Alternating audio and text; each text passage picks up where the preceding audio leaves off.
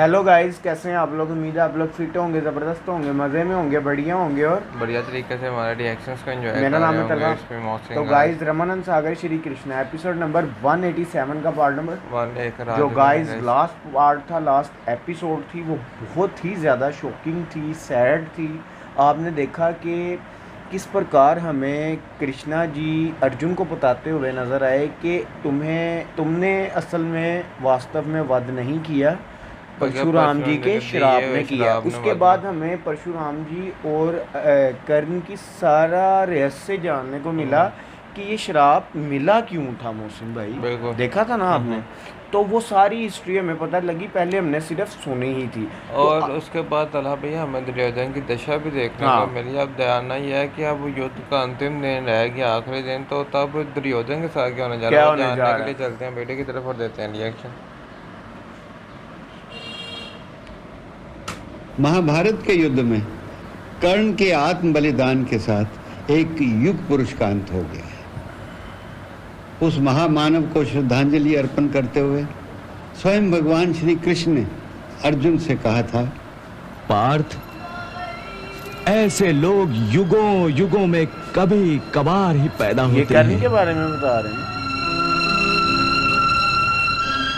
पार्थ, यदि कभी तुम्हें कर्ण के जीवन के पूर्ण सत्य का पता चलेगा तो तुम स्वयं धरती पर सिर रखकर उसे प्रणाम हाय करोगे। हाय हाय हाय। हमारा भी प्रणाम है उस महात्मा कर्ण को, महात्मा कर्ण जो एक ऐसा महान पात्र था जिसका रेखा चित्र बनाते हुए स्वयं महाभारत के रचयिता वेद व्यास जी ने उसके व्यक्तित्व के बारे में स्वयं कर्ण के मुंह से कहलवाया था, सूतो वा सूत पुत्रो वा यो वा को वा भवाम्यहम दैवा यत्तंग कुले जन्म मदा यत्तंग तु पौरुषम। अर्थात मैं सूत हूं या सूत पुत्र हूं, जो भी कहो मुझे स्वीकार है। किसको किस कुल में पैदा होना है यह भगवान के हाथ में है, विधि के हाथ में है, मानव के हाथ में नहीं है। परंतु पूर्ण पौरुष प्राप्त करना मनुष्य के अपने हाथ में है, और ये मेरे हाथ में था और मैंने अपने जीवन में पुरुषार्थ की चरम सीमा को छू लिया था। वास्तव में कर्ण के वध के साथ ही मित्रता, दानवीरता, शूरवीरता और दुर्भाग्य का एक महापर्व समाप्त हो गया है।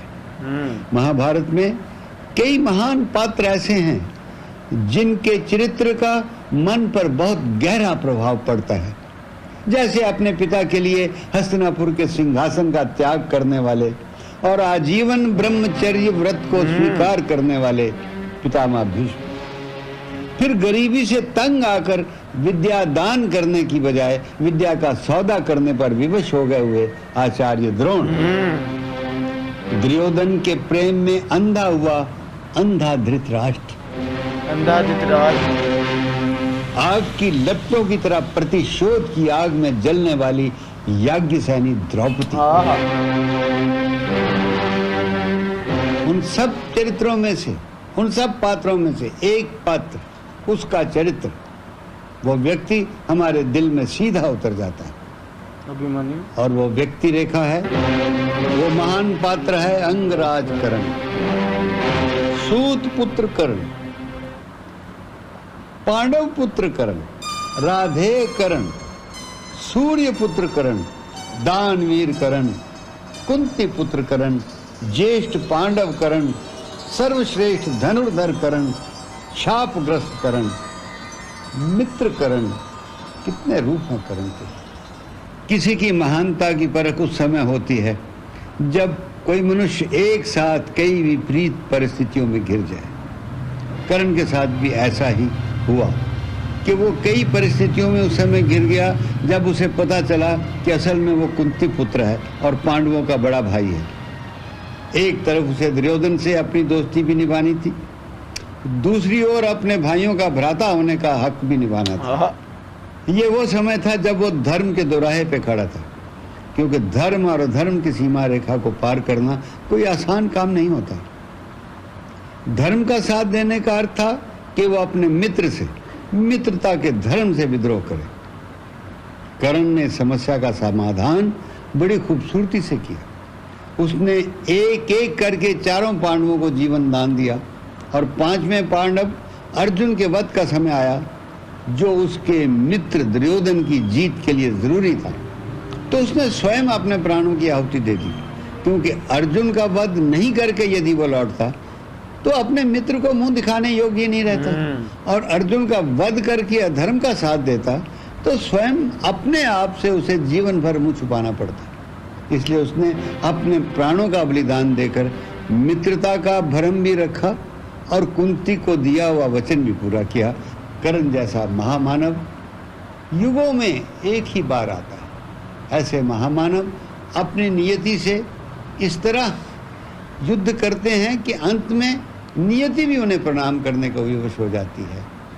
वो महामानव कर्ण जब अपनी कर्म भूमि इस मृत्यु लोक को छोड़कर अपने पिता के सूर्य लोक की ओर गया तो रास्ते में समस्त लोकों में देवी देवताओं ने उस पर फूल बरसाए। अप्सराओं ने उसका स्वागत किया। किसी मानव को समस्त देवी देवताओं ने शायद ही कभी इतना मान सम्मान दिया होगा, जिसे देखकर कर्ण के पिता सूर्य देवता के चेहरे का तेज अवश्य ही बढ़ गया होगा। ऐसा पुत्र किसी भाग्यशाली पिता को ही प्राप्त होता है। कर्ण के चरित्र को देखकर हमें अंग्रेजी की वो कविता याद आ रही है कि lives of great men all remind us how to make our lives sublime and departing leave behind us footprints on the sands of time। कर्ण की इस महान गाथा के बाद हमारी महाभारत की कथा आगे की ओर अग्रसर होती है और अब वो समय आया है कि भीष्म पितामह ने आखिरी कोशिश की कि अब जब सब कुछ बर्बाद हो गया है, अब भी जो कुछ बच गया है उसके बचा लिया जाए। इसलिए उन्होंने दुर्योधन को बुलाकर समझौते के लिए कहने की कोशिश की। प्रणाम पितामह। प्रणाम पितामह। प्रणाम पितामह।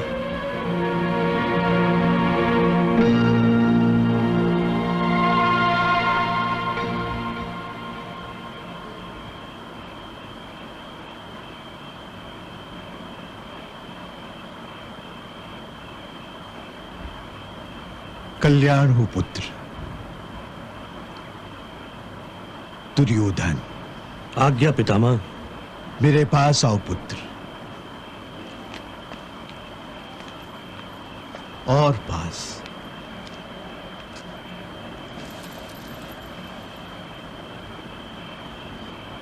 पुत्र दुर्योधन, आज मैं तुमसे जी भरकर बातें करना चाहता हूं। पितामह, इन बाणों से आपको बहुत पीड़ा होती है ना? मैं राजवैद्य को बुला देता हूं। नहीं, इसकी कोई आवश्यकता नहीं है पुत्र, इसकी कोई आवश्यकता नहीं है।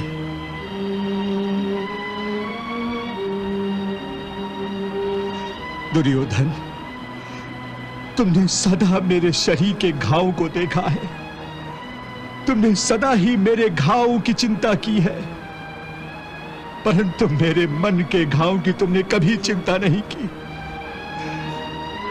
पांडवों में अभिमन्यु और घटोत्कच और कौरवों में स्वयं तुम्हारे पुत्र भाइयों और बहनों की मृत्यु ने मेरे सीने को छलनी कर डाला है, छलनी कर डाला है। पुत्र दुर्योधन, तुम मेरे अपने हो, युधिष्ठिर भी मेरा अपना है, सभी कौरव मेरे अपने पुत्र हैं और सभी पांडव मेरे अपने हैं। अरे मैं तुम सबका पितामह हूं, मैं तुम्हारे पिता का भी पिता हूं, इसीलिए मैं तुम सबका भला चाहता हूं। पितामह, आप जो चाहते हैं वो मैं जानता हूं, परंतु आप मुझसे ऐसी बात क्यों चाहते हैं जो मेरे लिए असंभव है? इसीलिए कि मैं तुम्हारा और समस्त कुरुकुल का भला चाहता हूं पुत्र, हस्तिनापुर का भला चाहता हूं। मैं तुम्हें हठ धर्मी छोड़ने को कह रहा हूं पुत्र। ये युद्ध रोक दो पुत्र, इसी में तुम सबकी भलाई है। तुम इस युद्ध को समाप्त करने की घोषणा कर दो, अर्थात मैं उन योद्धाओं का अपमान करूं जिन्होंने मेरे लिए युद्ध भूमि पर अपने प्राणों का बलिदान किया है। नहीं पितामह, ये नहीं हो सकता, कदापि नहीं हो सकता। मृत्यु तो एक दिन आनी है पितामह। पितामह, मैं अब ये युद्ध रोकने की घोषणा करता हूं,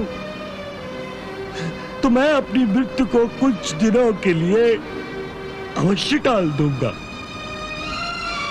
परंतु आज नहीं तो कल मरकर जब परलोक में पहुंच जाऊंगा तो उन योद्धाओं को क्या मुंह दिखाऊंगा,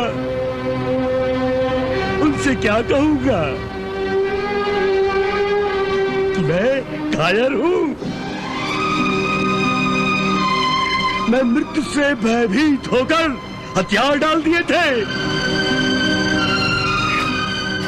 पितामह,